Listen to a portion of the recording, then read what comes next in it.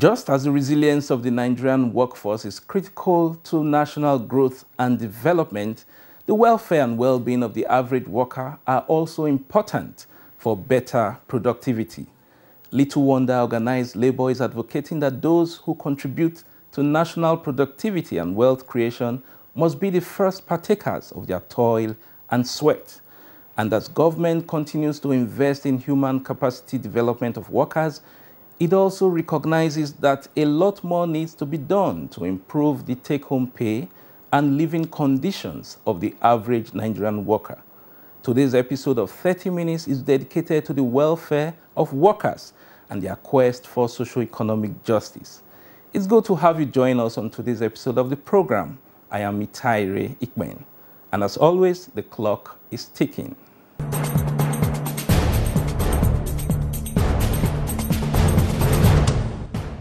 The toil day after day and even nights to keep all sectors of the Nigerian economy up and running. Workers are seen as the backbone of the society, but do they have the financial backbone themselves? Let's find out from Tope Alabi in our first report.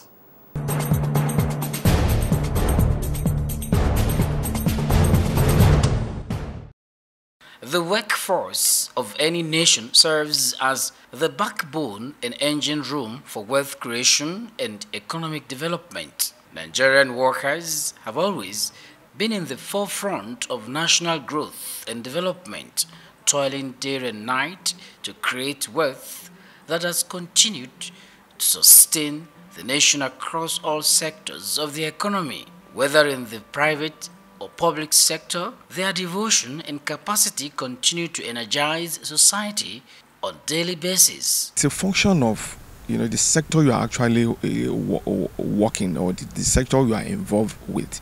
For the private sector, one thing about wage, and which is what ILO preaches, is for every worker to have a living wage. And to have a living wage means you must have a wage that will that can actually take you home. Like I said, the economic recession have actually wiped that away. So it is a very big challenge for an average worker in Nigeria to live up to the kind of lifestyle we will have loved to have. You find out that the wages that the workers take home is not enough for them. It's not enough. Everybody is lamenting. The level of poverty has increased more than you can understand. And because most of the workers in Nigeria have so many dependents due to unemployment. Not that they are not graduates, not that the siblings did not try in doing anything, or families, but because maybe in a family of 10, only one person is a worker. Only one person is working. So 9 is depending solely on you, and the wages is still small. So you need these people to be motivated. You need them to be. You need to accord them their due by ensuring that what they are paid is commensurate with the work that they give. Because if you don't do that, you have demotivated them. Productivity is the engine of development, and the average Nigerian worker is giving so much for the government to be productive, for the government to develop, for the country to develop. So I think the government should reciprocate that gesture. By whatever means, there are different ways of motivating the Nigerian worker to bring out the best from him. Possibly increase salaries. Yes, possibly increase salaries, possibly increase trainings, possibly creating an enabling environment for the average Nigerian worker to thrive. The truth about it, like me, I'm in education. I really have passion for the work, okay? I believe that this country, one day, it will be better if our leaders will do something about it.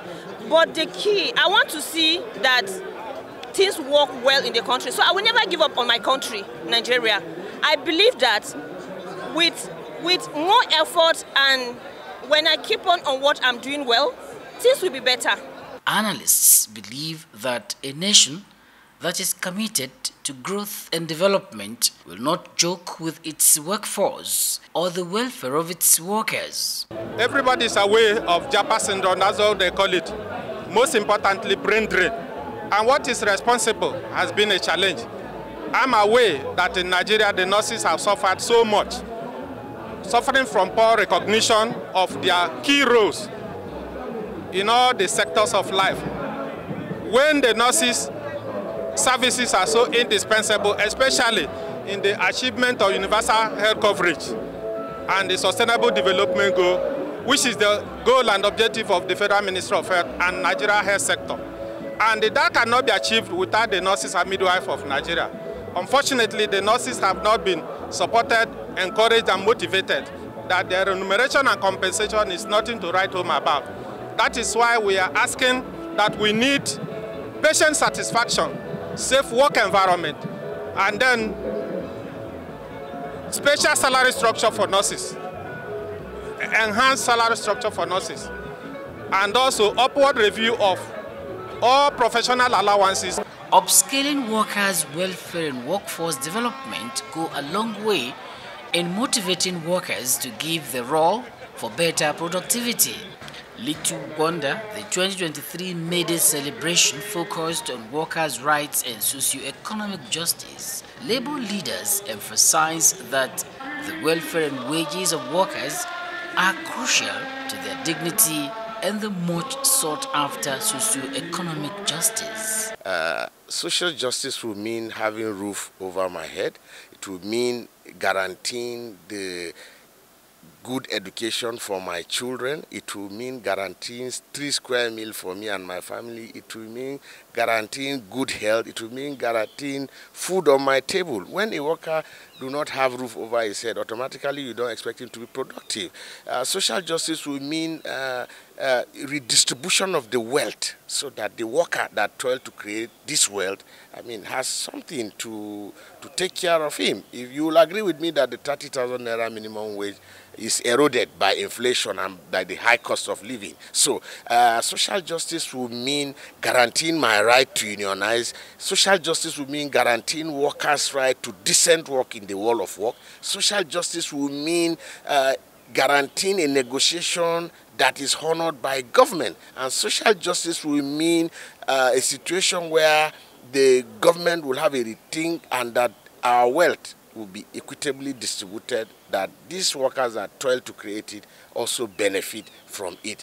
A close look at the average schedule of some workers showed that the work without holidays and overtime work persists, especially for essential workers who run night shifts without appropriate remuneration. The issue of wage disparity in both federal and state civil service remains a major concern. Actually, this issue of the disparity is a great problem that needed to be sincerely looked into. And all the social partners need to sincerely come to the table and look at that. Okay, let's start from the disparity. It's not only states, it's both from federal and state. This issue of justice in terms of remuneration, there's no justice in it in Nigeria, because in another clime or in another organization, you come in, you earn 600,000-800,000 naira a month, and in others 60,000-80,000, and that gap has to be bridged and take up workers that have this kind of schedules or are on duty even on public holidays, to see that how they will be compensated well, not in the name of compensation, but well compensated. And I think we have to, as a movement, have to take this into consideration, especially now asked unions to make submissions to the center on all this, check all the organizations, the industries that are under you, make submission on what do you think can better the welfare of the worker. Like you guys that will wake up early in the morning at 4:30 and be at work. I can see your cameramen standing throughout the program. I think they need a very, very adequate and adequate compensation. I'm worried.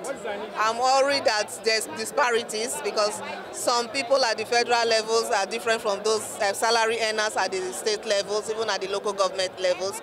So if those at the national levels are not even able to actually contend with all that is happening, the spendings and all that, then we begin to think about those at the grassroots, those at the local levels, those at the states. So it's a worrisome situation. So, but we are hoping that we begin to actually amplify and actually voice out some of these issues so that we can have at least bridge the gap in a way. Federal people, they are the first people that are going to implement the increment in salary. By the time you come to the state, now the worker in the state will just be agitating, struggle, protesting before the state government will implement it. And they will not even implement what federal has implemented. And that's what we have been facing since. For example, I'm working with State University. The implementation of the increment at the federal level, by the time you see, by the time you go to the state, to implement it is going to be another thing, another rancor with the government. It is a puzzle why some workers on essential duties do not have special salaries and allowances or insurance to cover for the hazards of their job. Within the socio-economic framework, labor leaders call for social justice for the Nigerian worker, especially in the areas of welfare and salary harmonization. Without doubt, Nigerian workers are expectant that utmost attention would be given to addressing issues around poor wages, indecent work, abuse of workplace rights and privileges, as well as subjugation of workers' rights. Currently, a lot is not aligned within the context of the best of welfare, and that is an offshoot of the economy, as it were. Now, businesses are challenged, government is challenged in context of revenue. Then the cry or the expectation is that everybody will really focus their priorities. If government is challenged with revenue, but the revenue that we are making, what is our priorities? If we channel our priorities very well and take the issue that affects those that we probably call the engine or those that are manning the engine of production, if we take care of their issues, take care of their welfare, then progressively they will step up production, they will step up contribution, and once their motivation is high, then they will be in a position to contribute effectively to national development. As it affects workers, it affects employers also. In a situation where an employer pays over 60 different kind of taxes, levies, and fees annually, the Ministry of Finance rolled out another proposal or approval for increase in tax again. So it's all those, bring them together, they strangulate businesses. And once businesses are challenged, are not thinking of competitiveness but survival, then it affects a lot of things. It's more like cause and effect. If the rights of workers to decent and living wages can be guaranteed, analysts believe it will contribute to lifting many workers out of poverty. This is because workers form part of the 133 million poor Nigerians captured in the multidimensional poverty index of the National Bureau of Statistics.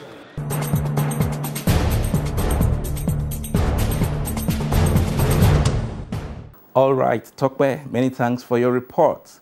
Now, the resilience of Nigerian workers is believed to translate to the resilience of the Nigerian economy.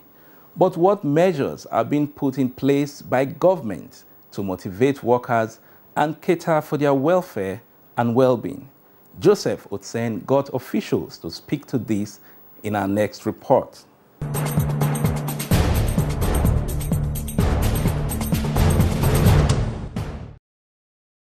Whether in the public, private, or informal sector, like this mechanic, one thing common with Nigerian workers is resilience.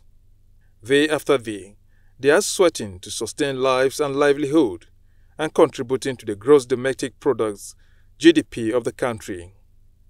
Over the years, Nigerian workers have shown resilience in the face of tough times as the nation's economy battled recovery from COVID-19, economic recession, and high inflation standing presently above 22%, hitting hard on the country. Minister of Labour and Employment Dr. Chris Ngige alludes to these facts. We acknowledge the fact that many Nigerian workers continue to face significant challenges, which includes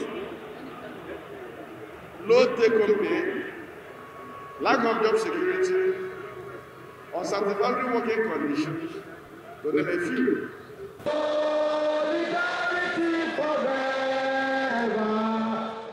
A honest view from the government, resonating with the current cry of workers that their take-home pay cannot take them home, and salaries are being eroded by inflation.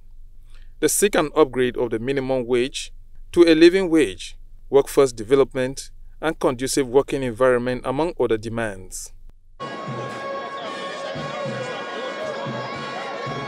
And these demands from the Nigerian workers are not out of place, as stipulated in the International Labour Organization 4 pillars of decent work agenda, which are promoting jobs and enterprise, guaranteeing rights at work, extending social protection, and promoting social dialogue, adopted in 2015. The ILO recommendation on employment and decent work for peace and resilience, recommendation number 205, refers to important principles that can foster peace in the world of work, such as freedom from child labor and forced labor, freedom of association and collective bargaining, and tripartite social dialogue, non-discrimination and equality at work, labor inspection, etc. As I said, Nigeria has ratified most of the conventions concerning the above thematic areas. However, the ILO supervisory body requests some practical and legislative measures for the improved implementation. Fully aware of the concept of decent work, the present administration says it has been consistent in creating an enabling working environment for Nigerian workers and is working at addressing wage disparities while embarking on social intervention programs to provide safety nets. I have been committed since we came on board to creating the right environment for them to thrive in the past few years.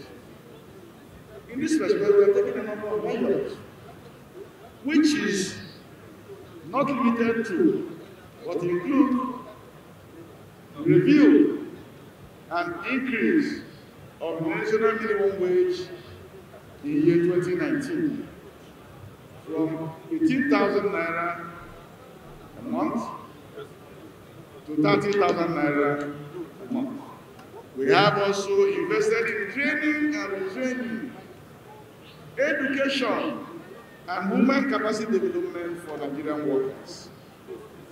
The Nigerian Social Investment Fund and Program, the National Technology Development Program, all these programs were designed to create jobs.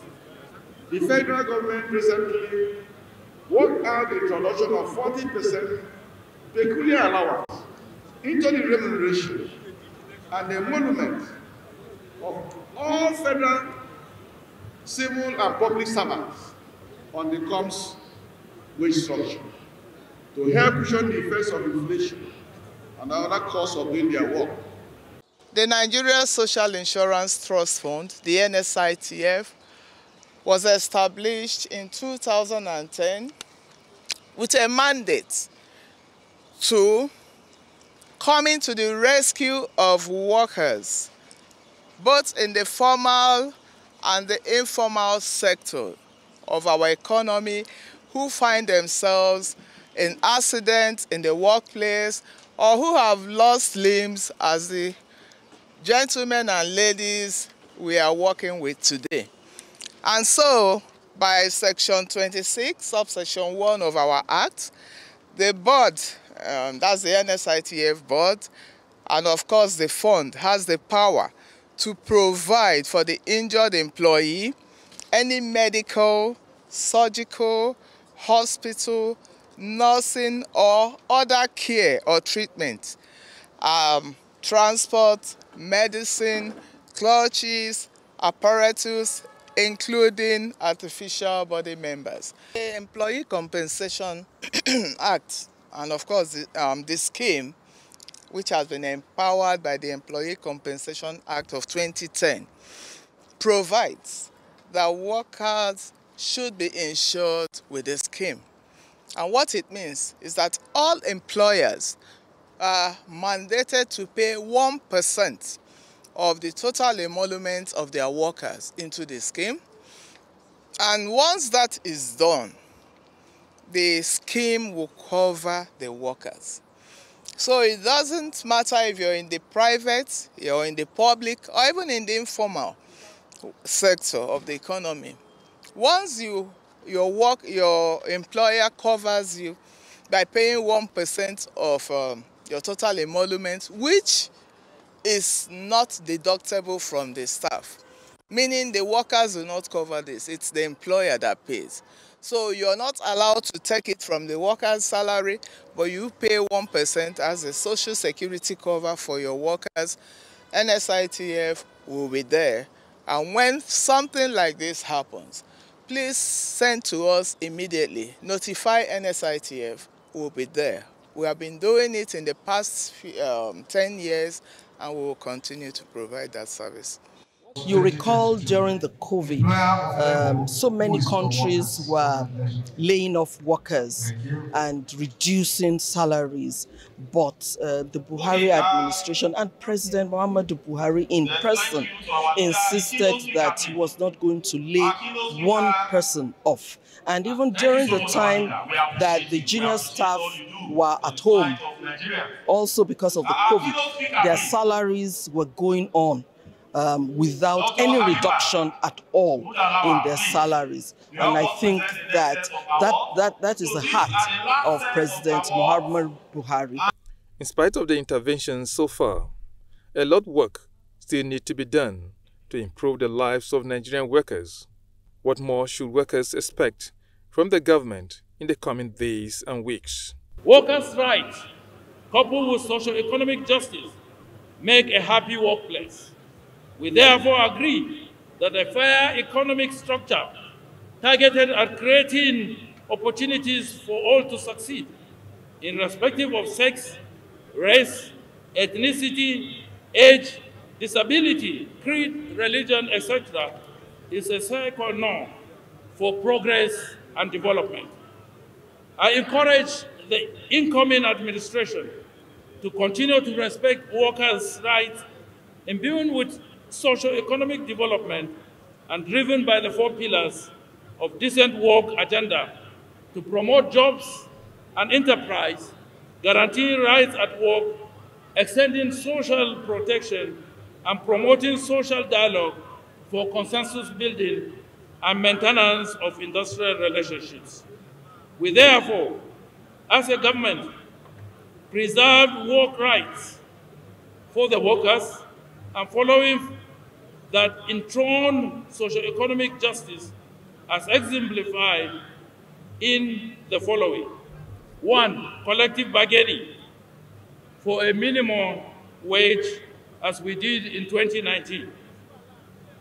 2, we presented bills to the National Assembly, which we passed at the Federal Executive Council, which will be sent to the National Assembly for consideration, where we removed about 7 obsolete legislations that deal with labor.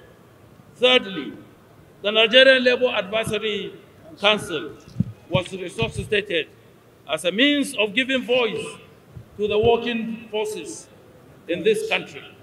And fifthly, like I said, we have approved 2 bills that will help in ensuring that fundamental laws that apply in different climes are also captured in our Nigerian legislation. The shift in the struggle of organized labor to fighting for workers' rights and socio-economic justice speaks volumes of the plight of the Nigerian worker.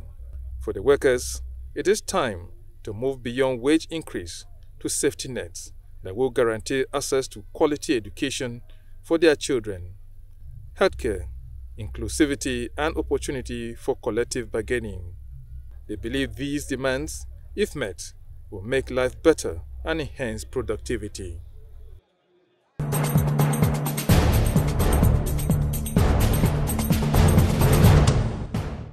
Many thanks, Joseph.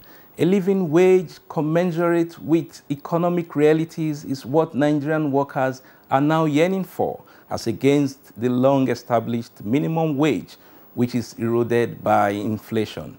And as they say, the struggle continues with hope and expectation that there will be victory for all. It is on this note we say thank you for watching this episode of 30 Minutes, and we look forward to bringing you a fresh episode of the program next week. I am Mitaire Ikpen. Do continue to play your role for the greater good of the nation. See you next time.